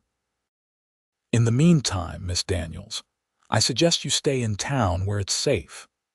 Fiona nodded her agreement, though part of her longed to ride immediately to the Bar D, to see her property truly hers now by legal declaration without the Blackwater Gang's taint upon it. As the sheriff moved away to speak with potential deputies, Mason turned to Fiona. You were magnificent in there, he said quietly. Your uncle would have been proud." The simple words touched Fiona deeply. "Thank you for everything. I couldn't have done this without you." "You're stronger than you realize, Fiona Daniels," Mason replied, using her first name with a new familiarity that sent a pleasant shiver through her. "But I'm glad to have been of service." There was something in his eyes, an unspoken emotion that matched the fluttering in her own chest. For a breathless moment, Fiona thought he might say more, might acknowledge the connection that had grown between them over these intense days. Instead, he cleared his throat and stepped back slightly. "We should finalize plans for reclaiming the Bar D. Sheriff Wells will need a clear strategy." The moment passed, leaving Fiona both disappointed and relieved. Whatever was developing between them was too new, too fragile to be examined too closely just yet. Better to focus on the immediate task securing her property and beginning her new life in Montana territory. "Yes, of course," she agreed, smoothing her skirt with suddenly nervous hands. "There's still much to do." The next day passed in a flurry of preparations. Sheriff Wells assembled a posse of 12 men, including Mason and several of the ranchers who had testified in court. They spent hours discussing strategy, consulting a rough map of the Bar D that Mason had drawn from memory, identifying approaches and potential defensive positions. Fiona insisted on being included in these discussions, despite initial resistance from some of the men. "It's my property," she pointed out firmly. "I need to understand exactly how you plan to reclaim it." Her determination won them over, and soon she was offering insights based on her observations during their reconnaissance visit. To her satisfaction, these contributions were taken seriously, particularly when Mason backed her suggestions with his own approval. Mrs. Jenkins helped Fiona purchase essential supplies for setting up housekeeping at the ranch: bedding, cookware, basic foodstuffs, and other necessities. "You'll need to make a proper list later," the older woman advised. "But this will get you started until you can assess what's still usable at the house." The thought of sleeping under her own roof, in her uncle's house, her house now, filled Fiona with both excitement and trepidation. What if the Blackwater Gang had destroyed everything? What if the house itself was damaged beyond repair? "Stop borrowing trouble," Mason told her gently when she voiced these concerns as they shared a quiet dinner at the hotel. "We'll face whatever we find together." Together. The word hung in the air between them, laden with possibilities that neither seemed ready to articulate. "Will you stay?" Fiona asked impulsively. "After we reclaim the Bar D, I mean. At least for a while, until I learn more about managing the ranch." Mason studied her face, his blue eyes thoughtful. "If that's what you want." "It is," Fiona said, more certain of this than she had been of anything in a long time. "I have so much to learn, and I trust you, Mason." Something flickered in his expression, pleasure perhaps, or relief. "Then I'll stay. For as long as you need me." It wasn't quite what Fiona had hoped to hear. "For as long as you need me" had a different weight than "for as long as you want me," but it was enough for now. A beginning, at least. The morning of their planned reclamation dawned clear and cool, a perfect spring day in the Montana territory. Fiona dressed in her practical riding clothes, braiding her hair securely and tucking it under a hat borrowed from Mrs. Jenkins. She had insisted on accompanying the posse, another point she had won only after lengthy debate. "You'll stay back with Dr. Wilson until we've secured the property," Sheriff Wells had finally conceded. "That's non-negotiable, Miss Daniels. I won't have Henry's niece shot before she even sets foot in her own home." Now, as the posse gathered in front of the sheriff's office, Fiona felt a mixture of nerves and determination. Mason rode up beside her, Sonny dancing slightly beneath him, sensing the tension in the air. "Ready?" he asked quietly. Fiona nodded, patting Daisy's neck to calm both the horse and herself. "As I'll ever be." Sheriff Wells gave final instructions to the assembled men, emphasizing that their goal was to enforce the law with minimal violence. "These men are dangerous, but they're not fools," he concluded. "Show of force may be enough to convince them to leave peacefully, but be ready for trouble." The ride to the bar D seemed both interminable and too swift. Fiona's mind raced with possibilities, both hopeful and dire. What would they find? Would the Blackwater Gang surrender without a fight? What if someone was hurt or worse?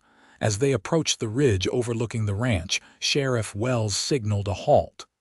"Miss Daniels, Dr. Wilson, you'll wait here with Tom Jenkins," he said, nodding toward Mrs. Jenkins' brother-in-law, a quiet man who had volunteered despite his advanced age. "The rest of us will proceed according to plan." Fiona opened her mouth to protest, then caught Mason's warning glance and subsided. This was no time for arguments. The stakes were too high. "Be careful," she said instead, her eyes lingering on Mason. "All of you." "We'll send word when it's safe to join us," Sheriff Wells promised. Then he turned to the posse. "Mount up, boys. Let's see if these Blackwater boys respect a judge's order."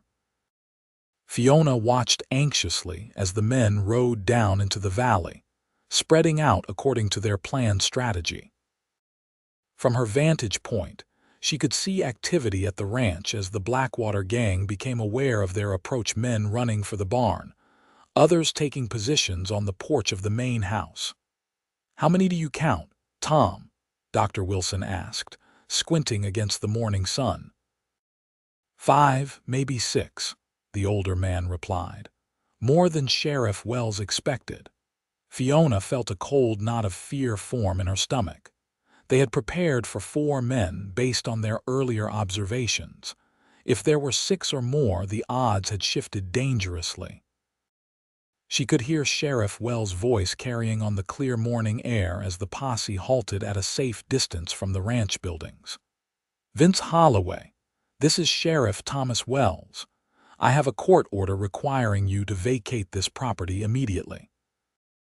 Come out peacefully and there won't be any trouble." For a moment, there was silence. Then a figure emerged onto the porch of the main house, a tall man with a black beard and a wide-brimmed hat. "This is private property, Sheriff," the man called back. "We've got legal claim to it." "Judge Harrison disagrees," Sheriff Wells replied. "Miss Fiona Daniels has been recognized as the rightful heir to Henry Daniels' estate. You and your men have 48 hours to leave peacefully, taking only your personal belongings."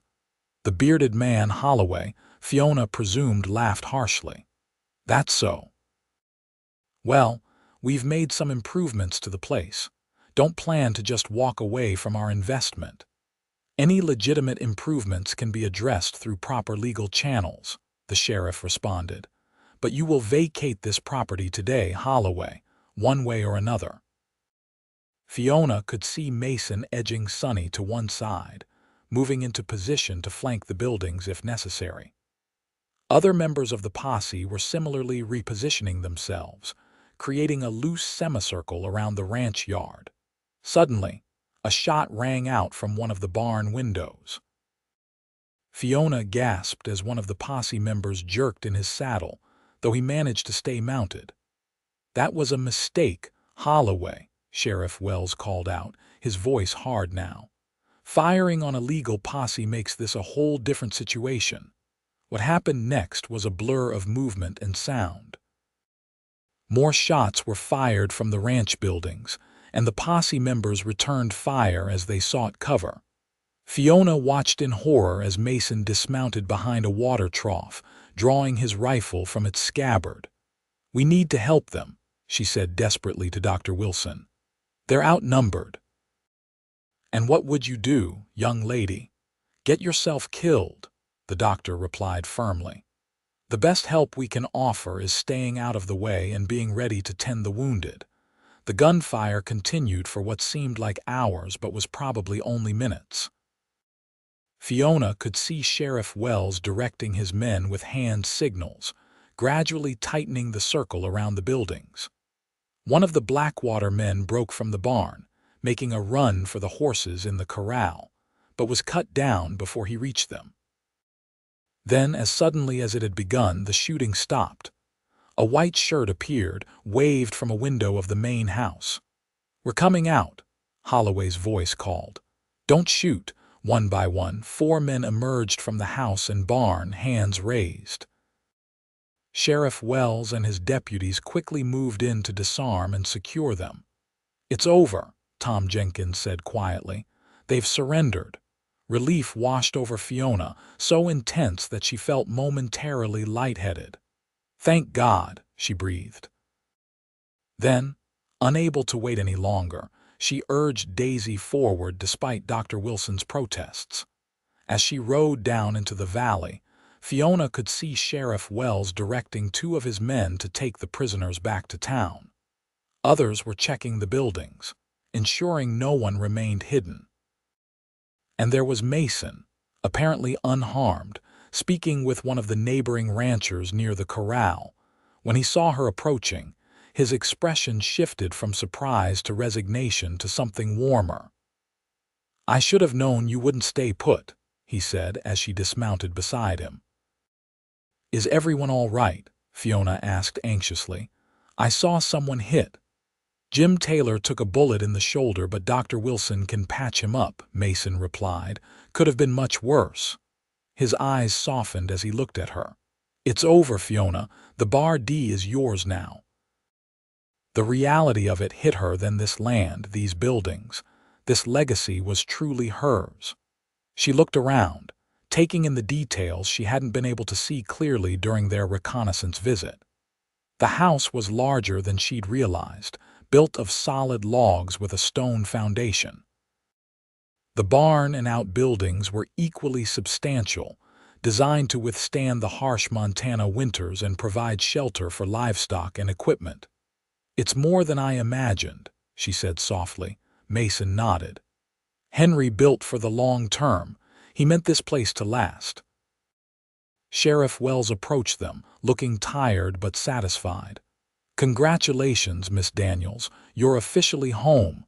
"Thank you, Sheriff. I can never repay what you and your men have done today." The sheriff tipped his hat. "Just doing our job, madam. And truth be told, we've been wanting to catch up with the Blackwater boys for some time. This gave us the opportunity." He gestured toward the house. "You might want to inspect your property. Fair warning, they weren't the best house guests." With Mason at her side, Fiona approached her new home. The wide porch wrapped around 3 sides of the house, offering views across the valley and toward the distant mountains. The front door was solid oak, scarred by weather and use, but still impressive. Inside, the house bore evidence of the Blackwater Gang's occupation: dirty dishes piled in the kitchen, empty bottles scattered across tables, bedding rumpled and stained. But beneath the mess, Fiona could see the bones of a beautiful home. The main room was spacious, with a massive stone fireplace at one end and large windows that let in plenty of light. A wooden staircase led to the second floor, where Fiona presumed the bedrooms would be found. "They didn't destroy as much as I feared," she said, running her hand along the polished wood of the dining table. "With some cleaning, it could be quite lovely." "Your uncle took pride in his home," Mason observed. "Built most of the furniture himself during the winter months when ranch work slowed down." Fiona glanced at him curiously. "You spent time here," Mason nodded. "My first winter in Montana, Henry let me stay until I found my own place." He smiled faintly. He was a hard man in many ways, but he had a generous heart beneath that gruff exterior. As they explored the rest of the house, Fiona found evidence of her uncle's life books well worn from repeated reading, a desk with neat ledgers recording years of ranch business, a cabinet containing photographs and personal mementos. The Blackwater Gang had apparently found these things of no value, leaving them largely untouched. In what had clearly been Henry's bedroom, Fiona discovered a portrait on the wall, a woman with a serious expression but kind eyes, dressed in the style of the 1840s. "Your grandmother," Mason said from the doorway. "Henry's mother. He told me once she never approved of his coming west, but he kept her portrait to remind him of where he came from." Fiona studied the image, seeing echoes of her own mother's features and, she supposed, her own. "I wish I had known him," she said softly. "He seems to have been a remarkable man." "He was," Mason agreed, "and he would be proud to see his niece carrying on his legacy." Outside, the posse members had begun the work of dismantling the illegal dam on Silver Creek, restoring the natural flow of water through the property and beyond. Others were examining the cattle in the pastures, identifying which bore legitimate brands and which had likely been stolen. "It will take time to sort everything out," Sheriff Wells told them as they rejoined the activity in the yard. "But the main thing is, the Bar D is back in rightful hands. The rest is just details." As the afternoon progressed, Fiona found herself at the center of activity, making decisions about immediate needs, accepting offers of help from neighboring ranchers, beginning to think like the owner of a working ranch rather than an Eastern lady out of her depth. "You're a natural," Mason observed as they paused for a brief meal of coffee and sandwiches brought by Mrs. Jenkins, who had ridden out with additional supplies once word reached town that the situation was resolved. "You've got Henry's head for business and your own way with people." "I'm making it up as I go along," Fiona admitted with a laugh. "But it feels right somehow, as if I've found where I belong." The warmth in Mason's eyes suggested he might be thinking the same thing, but before he could respond, they were interrupted by one of the neighboring ranchers with questions about boundary lines.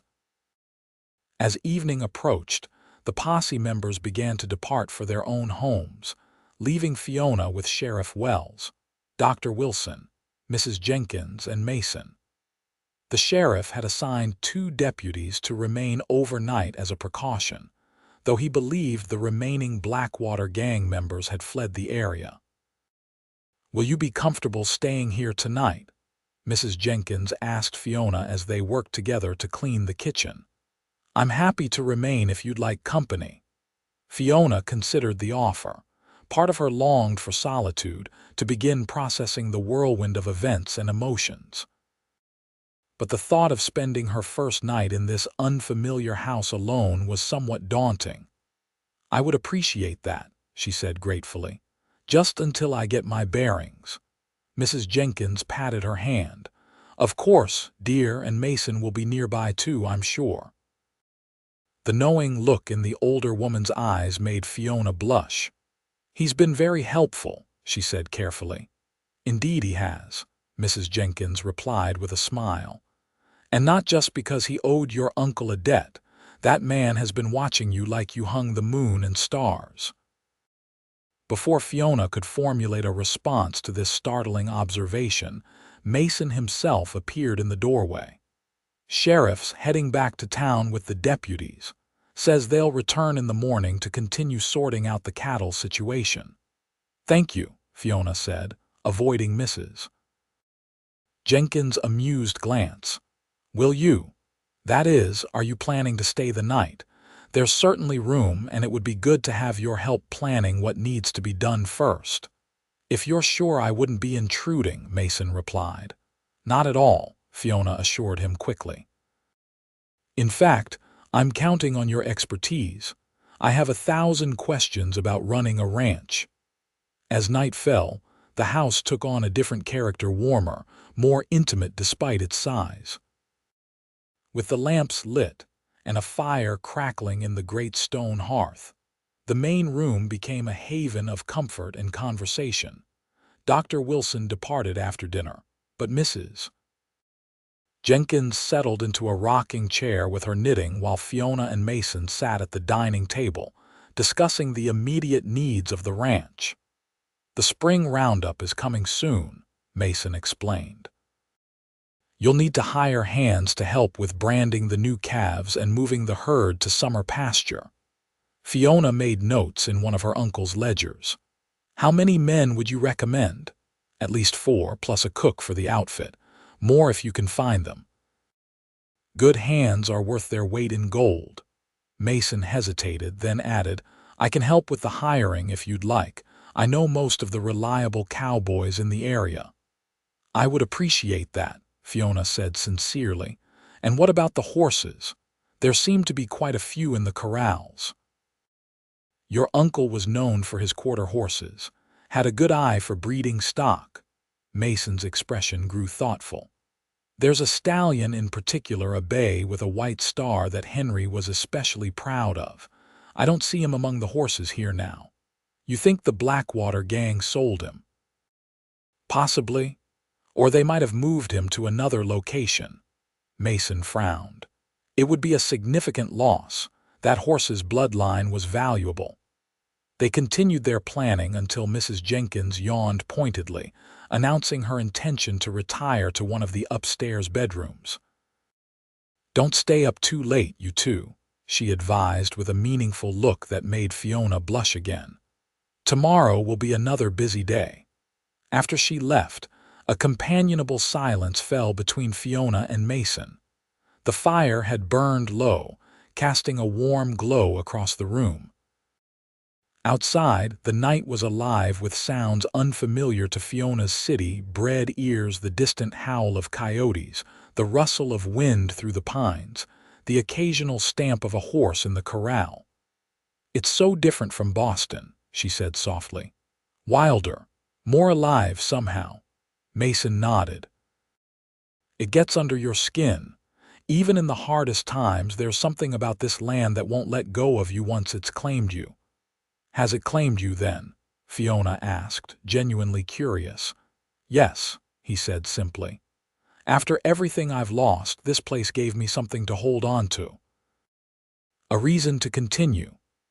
Fiona studied his face in the firelight, the strong lines of his jaw, the faint shadows beneath his eyes that spoke of hardship endured, the quiet strength that had drawn her to him from the moment he pulled her from the floodwaters. "I'm glad," she said, "that you found your way here, that you were there when my wagon broke apart in the flood." She hesitated, then added quietly, "that you grabbed my hand and didn't let go." Mason's eyes met hers, intense and searching. "I couldn't have done otherwise," he said, his voice low. "Something told me you were worth holding onto." The words hung in the air between them, laden with meaning that transcended their simple rescue. For a breathless moment, Fiona thought he might reach for her hand again, might acknowledge the connection that had grown between them over these tumultuous days. Instead, he rose from the table. "It's late. You should get some rest. Tomorrow will bring a host of new challenges."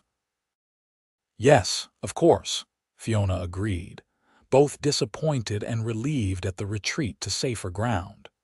Whatever was developing between them needed time to grow naturally, without the pressure of their dramatic circumstances. "Good night, Mason," she said as he moved toward the door that would lead to the bunkhouse where he had decided to sleep. He paused, looking back at her with an expression she couldn't quite read. "Good night, Fiona. Welcome home." As she ascended the stairs to the bedroom that had once been her uncle's and was now hers, Fiona realized that was exactly what this place felt like: home. Not just the house or the land, but this new world she had entered, with its challenges and opportunities, its straightforward values and genuine people.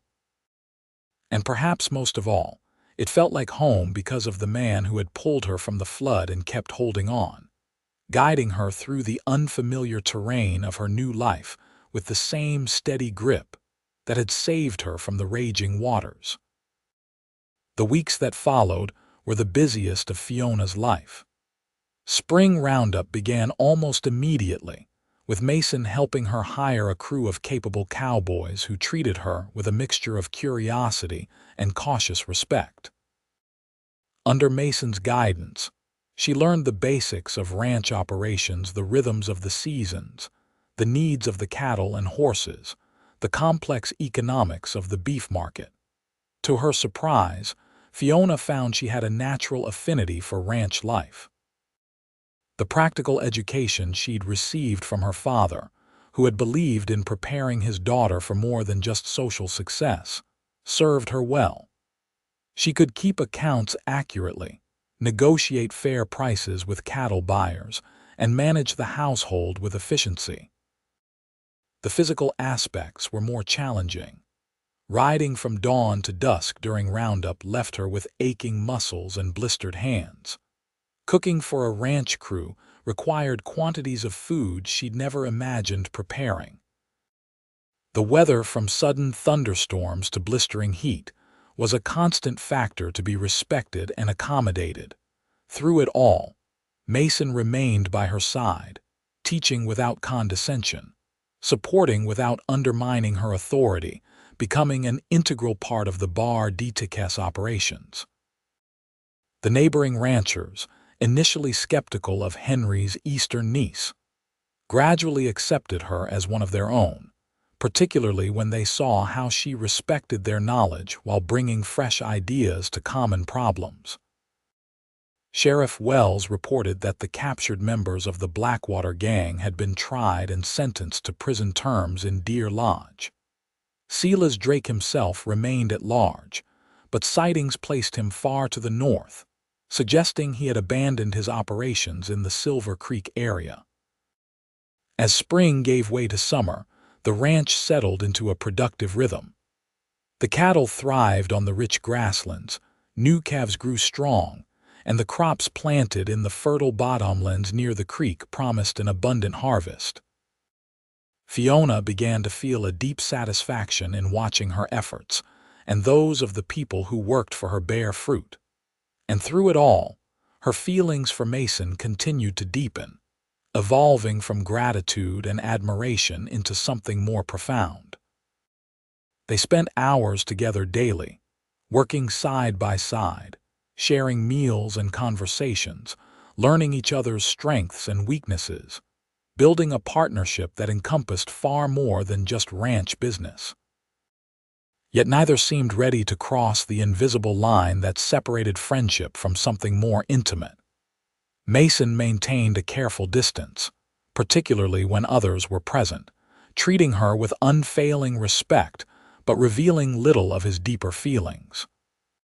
Fiona, uncertain of his heart and mindful of her precarious position as a woman alone in this frontier community, matched his reserve with her own.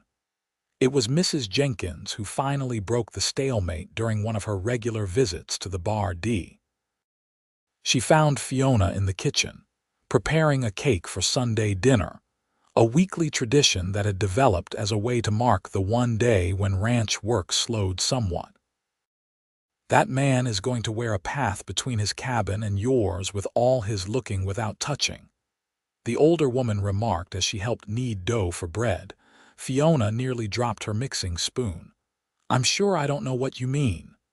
Mrs. Jenkins fixed her with a knowing look. "Of course you do. Mason Thornton has been in love with you since he pulled you from that flood, and unless I've completely lost my ability to read young women, you feel the same about him." "It's complicated," Fiona protested weakly. "Only because you're both making it so, Mrs. Jenkins replied bluntly. "Life out here is too short and too hard for such foolishness. If you love someone, you should tell them while you have the chance." Her words struck a chord in Fiona's heart.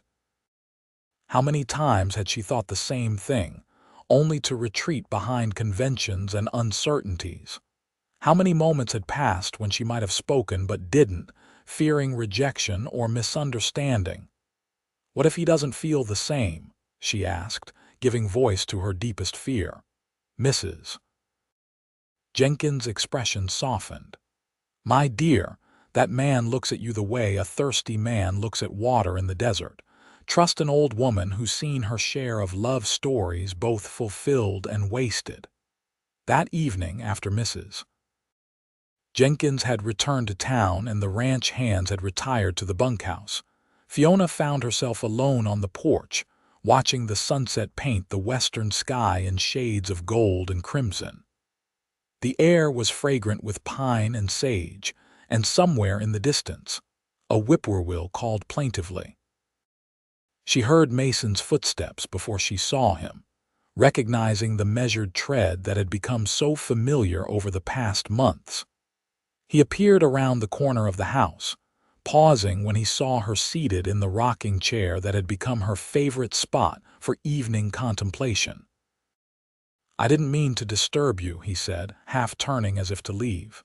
"You aren't," Fiona replied quickly. "Please join me. It's a beautiful evening." Mason hesitated, then moved to lean against the porch railing, his profile strong against the sunset sky. "Cooley says the north pasture fence needs repairs before we move the herd up there next week." "Always something, isn't there?" Fiona said with a small smile. "Just when you think everything's under control, another task appears." "That's ranch life," Mason agreed. "Never-ending work." A comfortable silence fell between them, broken only by the creak of Fiona's rocking chair and the evening sounds of the ranch settling down for the night. "Mason," Fiona said finally, gathering her courage, "I've been thinking." He turned to look at her, his expression unreadable in the fading light. "About what?" "About the future. About the Bar D." She took a deep breath. "About us." Something flickered in his eyes, hope perhaps, or apprehension. "What about us? These past months have been extraordinary," Fiona continued carefully. "I've learned so much from you about ranching, about this territory, about myself. I couldn't have done any of this without you." "You're stronger than you realize," Mason said quietly. "You would have found your way eventually. Perhaps. But I'm glad I didn't have to." Fiona rose from her chair, moving to stand beside him at the railing. "Mason, I need to know. What happens when you're no longer needed here, when I've learned enough to manage on my own?" He studied her face in the deepening twilight. "Is that what you want? For me to leave?" "No," Fiona said simply. "It's the last thing I want, but you said you would stay as long as I needed you, and I need to know if there might be another reason for you to stay. A reason that has nothing to do with obligation or responsibility." Understanding dawned in Mason's eyes, followed by a warmth that made Fiona's heart beat faster. "Are you asking if I have feelings for you, Fiona Daniels?" "I suppose I am," she admitted, her voice barely above a whisper. Mason turned to face her fully, reaching out to take her hands in his. "From the moment I pulled you from that flood, something changed in me. It was as if I'd been half alive since losing my family, and suddenly I was waking up again." His thumbs traced gentle patterns on her skin. "I didn't plan it, didn't expect it, certainly didn't think I deserved it." "Deserved what?" Fiona prompted when he fell silent. "A second chance at happiness," Mason said softly. "A second chance at love." The word hung in the air between them, a declaration and a question all at once. "Is that what this is?" Fiona asked, her voice trembling slightly. "Love." Mason's hands tightened on hers. "For me, yes. I love you, Fiona. Have for some time now. But I didn't want to presume, didn't want to take advantage of our situation or your gratitude, Mason Thornton," Fiona interrupted, a smile breaking across her face like sunrise. "If you think what I feel for you is mere gratitude, then you haven't been paying attention." Hope blazed in his eyes. "And what do you feel?" In answer, Fiona raised herself on tiptoes and pressed her lips to his in a kiss that began tentatively but quickly deepened as Mason's arms encircled her waist, drawing her closer.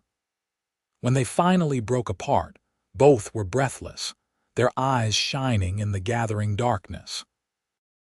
"I love you," Fiona whispered against his lips. Not because you saved me from the flood, but because of everything that came after.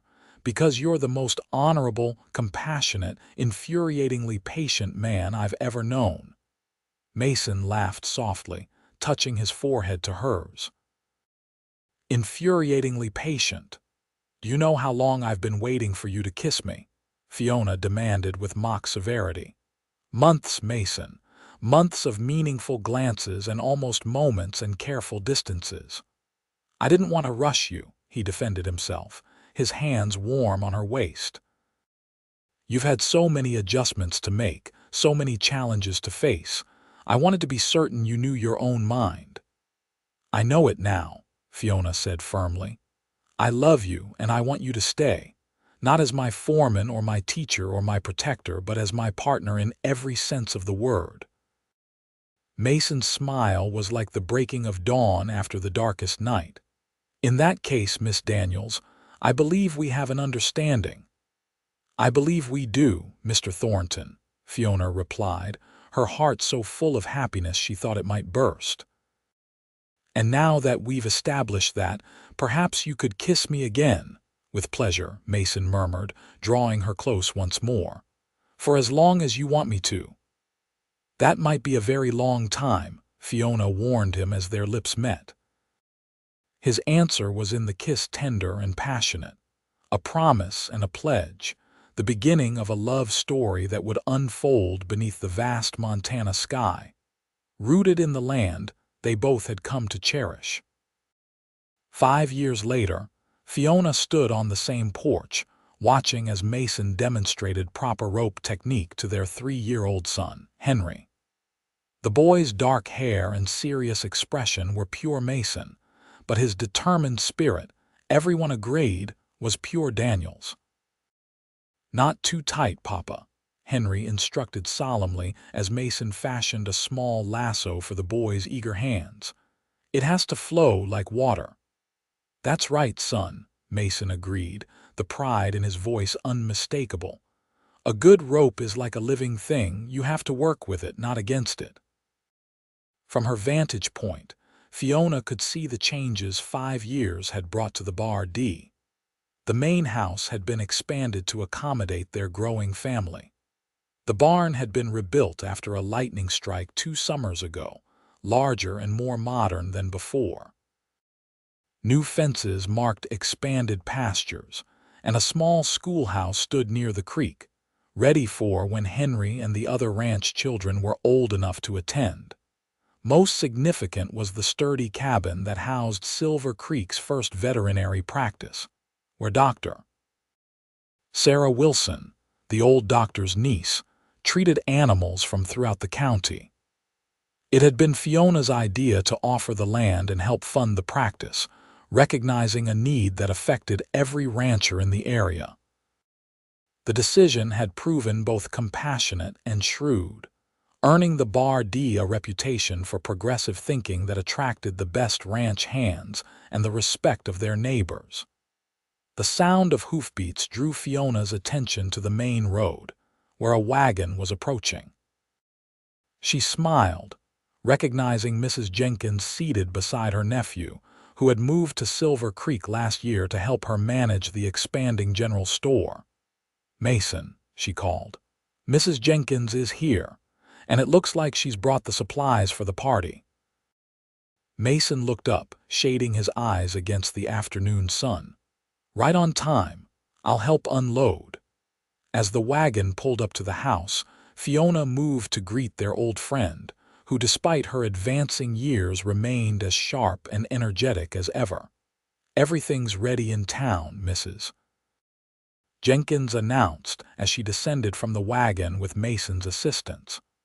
"The whole community is looking forward to tomorrow's celebration."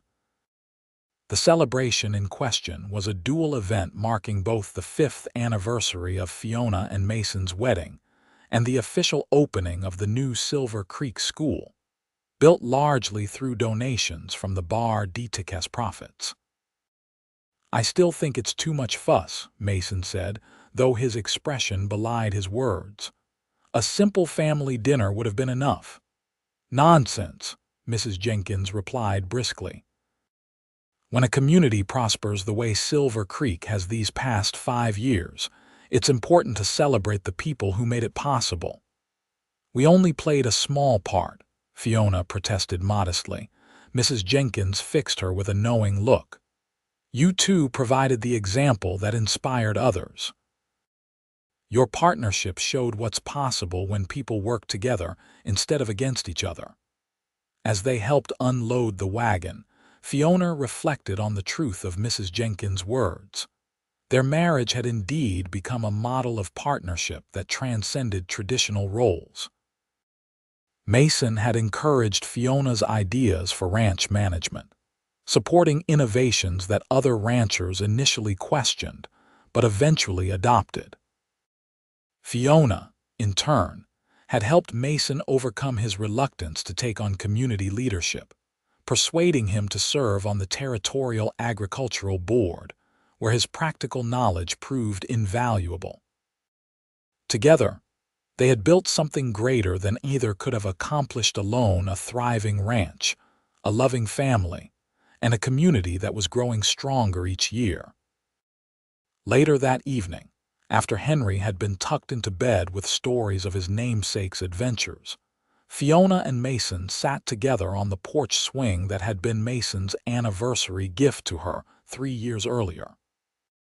The night was clear, stars scattered like diamonds across the velvet darkness, the air sweet with the scent of wild roses that Fiona had planted along the porch railings. "Happy?" Mason asked, his arm warm around her shoulders. "Completely," Fiona replied, leaning into his embrace. "You?" "More than I ever thought possible." Mason pressed a kiss to her temple. "Sometimes I still can't believe how lucky I am." "Not luck," Fiona corrected him softly. "Courage. It took courage for you to grab my hand in that flood, and even more courage to keep holding on through everything that followed." Mason's fingers intertwined with hers, the gesture an echo of that first desperate connection in the raging waters. "Best decision I ever made," he said simply. As they sat together in comfortable silence, Fiona thought about the journey that had brought them to this moment, from the Eastern lady lost in a flood to the capable rancher she had become, from the grief-haunted cowboy to the confident husband and father Mason now was. It hadn't always been easy. There had been hardships and setbacks, arguments and reconciliations, moments of doubt and periods of tremendous growth. But through it all, they had held onto each other, refusing to let go even when the currents of life threatened to tear them apart. And in that steadfast grip, they had found not just safety but joy, not just partnership but love, not just a home but a shared legacy that would endure long after they were gone. "I love you, Mason Thornton," Fiona said, turning to meet his gaze in the starlight. "I love you, Fiona Thornton," he replied, his voice deep with emotion. "Yesterday, today, and all the tomorrows we have left." Their lips met in a kiss that held all the tenderness of their beginnings and all the depth of their journey together, a kiss that promised that whatever floods might come, whatever challenges they might face, they would face them as they had faced all others. Together, hand in hand, refusing to let go.